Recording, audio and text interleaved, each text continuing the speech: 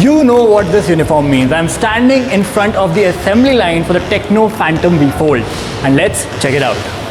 First up, the PCB unit comes in attached to the main inner display. We then move on to installing the camera units with sharp precision.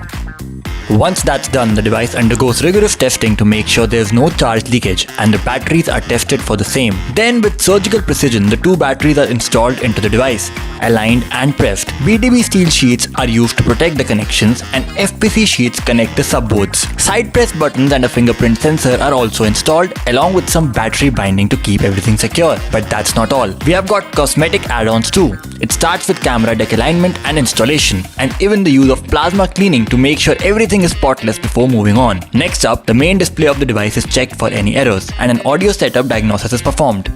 After installing the back panel, the front display is set in and adjusted.